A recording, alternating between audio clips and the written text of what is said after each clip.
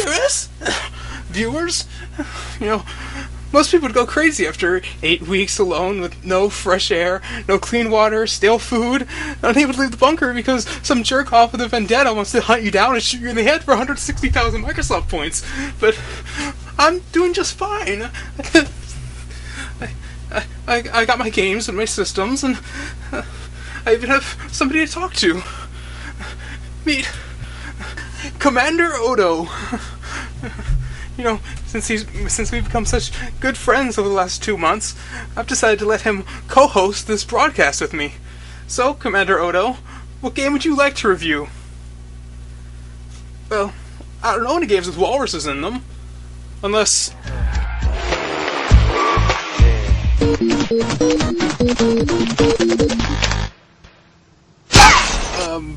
Mega Man X4? I told you before, your Honda doesn't count. Wait, I think I know one. Hang on, hang on 1 sec, I think I know one.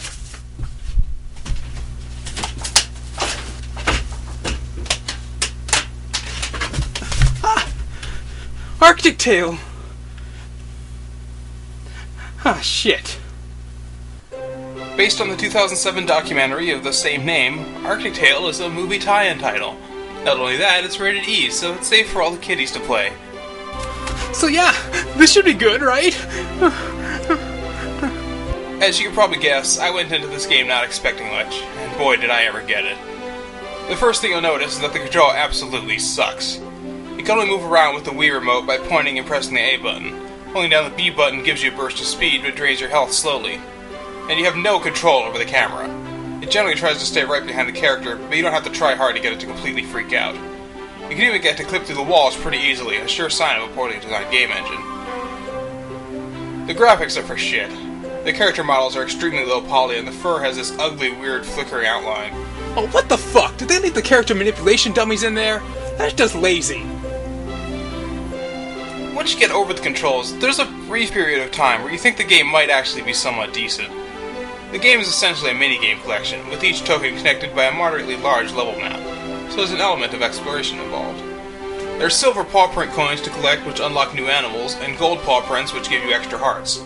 Finding all of them is actually surprisingly difficult, not because they're well hidden or anything, but because the camera control is so awkward and different areas all look so similar to one another, you'll never know which areas you've already checked. But it's not like any of this matters though. You're not gonna run around the Arctic just collecting coins. That'd be like playing GTA and just running around killing hookers and cops, and what kind of psychopath would do that?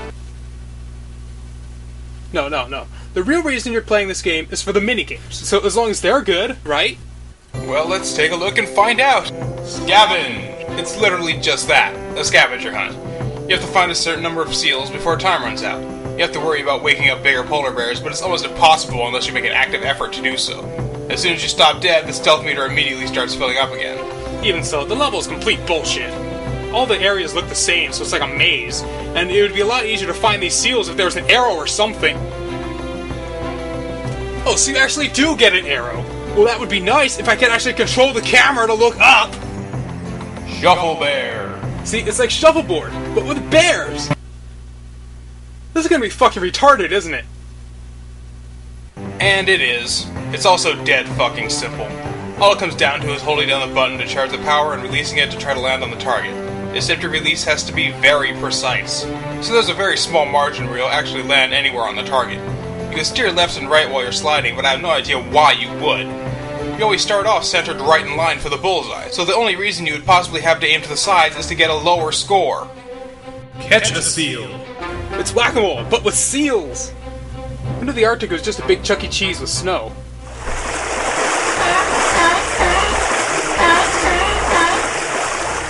Let's look at one more. Ice Slide. Slide down the slope and go for the fastest time. Okay, this one's not that bad. It's a fairly mediocre little racing minigame. But the problem is it only has the one slope, so it's never any different once you've mastered it. And I do mean master, because you will never be able to get that final gold medal. How the hell are you supposed to... What? There's a fucking shortcut! Oh, fuck you! Yeah, these minigames have no consistency in their difficulty. Oftentimes you'll fail over and over again just trying to get a bronze medal. Fuck you! How is any little kid supposed to be able to do this? Then there are other times you'll be able to beat it without even thinking about it. Here's the Walrus Chase minigame with a bronze medal.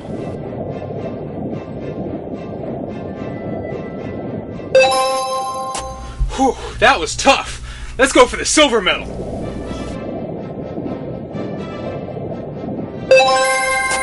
Whew. Wow, I am fucking sweating. Surely the gold medal is going to be impossible.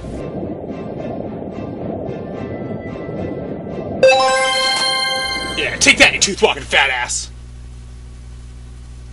Although, you know what? For all its flaws, the game is actually oddly relaxing. The music is soothing, and the backgrounds, especially in the nighttime level, are kind of pretty in a low-poly, digitized sort of way. But it's so relaxing, it's honestly boring. Half the time, you'll find yourself almost falling asleep trying to track down all the silver coins. There's almost no way to die. It's impossible to fall off of cliffs, and there's no threat to your health other than the large polar bears, which can easily be avoided. If your health does get low from running too much, you can restore it by finding food. You'd think so, but no. As it turns out, polar bears, the world's largest land carnivore, are actually scavengers. Surprise! You'll just randomly find dead seals lying on the ground at places hundreds of feet away from the water. Apparently, when seals are bored, they like to shoot themselves out of a fucking cannon toward land. Who knew Jackass was so popular up there? Huh. That's actually a really good point. This game is incredibly offensive. All these animals are trying to do is survive, and DSi Games went and made light of these things, making it seem like living in the Arctic is all fun and games. Hell, I lived in what used to be Los Angeles, where roaming bands of Nintendo fanboys will gut you for your Pokewalker, and I'd still prefer that to the Arctic. No wonder nobody back then cared about global warming. They thought polar bears were doing just fine. I'd like to see the developers sliding around on their belly naked trying to score points in a shuffleboard game, or find their way across a sheet of ice without falling in and catching hypothermia. But you don't care about the polar bears. You want to hear about the walruses. You want to see what kind of minigames the walruses can play. Well, they suck. You get a grand total of 2 walrus minigames. My thoughts exactly. The first game is Clam Scavenge, where you have to swim against the dirt and collect clams. Of course the control sucks, you're always getting stuck against the floor, but you have to stay near the floor in order to find clams. And there's no way to know where the clams might be until you get close to them, so sometimes you'll find dozens of them in one area, and others where you'll find almost nothing. And the second game is Making Sweet Music. Hey, sweet, a DDR clone? Well, no. This is DDR in the sense that Wii Boxing is a fighting game, and even that's being very generous. It's completely brainless. All that happens is a prompt appears on screen, and you have to mimic the action with the Wii remote. There isn't even any rhythm in it.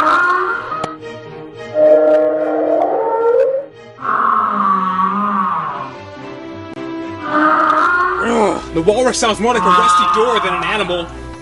One really stupid thing about all of these minigames is the fact that you can only earn the medal you're trying for, even if you do well enough to earn a higher level one.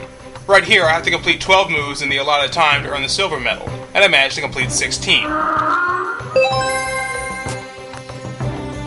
Then to earn the gold medal, I have to complete 15. Oh, come on, I just proved to you that I can do it! Do I really have to go through all that again? I don't know why you'd want to 100% this game anyway. It doesn't get you anything. There aren't even any achievement points since it's a Wii game. But what do you want to do now, Odo? You want to do the multiplayer? Come on, let's do the fucking multiplayer. Well, guess what? It sucks too. You only have 4 games you can play together, the only one that's worth a damn being Making Sweet Music, and you'll never be able to put up with the sound of rusty doors for more than 1 or 2 sessions. But when you finally do hit quit to pick another god-awful game, it kicks you all the way back out to the main menu, forcing you to go through the player selection screen every time you want to change games. Food Fight and Balance Fight are essentially the exact same game, and they both suck. You know how people complain about bad fighting games by saying, it doesn't take any skill to press a button 10,000 times a minute? Well, that's exactly what this game is. All that happens is you're given a specific action to do, and you have to do it more than your opponent. There is absolutely no strategy involved. And if you're both somewhat good at it, it will actually become a physical endurance test, with both players' arms eventually getting tired until at some point somebody is going to lose. And I don't think that's what the developers had in mind. The game also must think its players are fucking morons. Now, I know it's meant for little kids, but seriously, why do they need to give the players colored rings to distinguish them from one another? Even if the kids don't know their left from their right, I'm sure they'll at least be able to distinguish which side of the screen is theirs, given they're told it from the second they hit the A button. And that's it. I'm done. I'm done with this. Seriously, Oda, am I really playing this? Fucking Arctic Tale? Whose brilliant idea was it to turn a documentary into a video game? Here's a few ideas. How about a Rock Band clone based on Anvil, the story of Anvil? With a double stroke roll.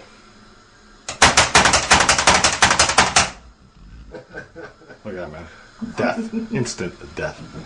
Okay, I think we should put those spoons in the sink, though. Okay. Or the King of Kong Hot Sauce Tycoon and Douchebag Simulator. The worst thing that could happen would be to give somebody the credibility of a score that doesn't deserve it. On the front cover, they even have the gall to say, from the people who brought you March of the Penguins. But at least with March of the Penguins, you had a definite goal. Migrate inland to the ancestral breeding grounds and get yourself some penguin pussy. But in this game, you have nothing. All you're doing is wandering around a wasteland, scavenging for food, and occasionally playing some games you happen to come across. Who wants to waste their life doing that? I'm Zero, and I'll see you on the next broadcast from the Video Game Bunker.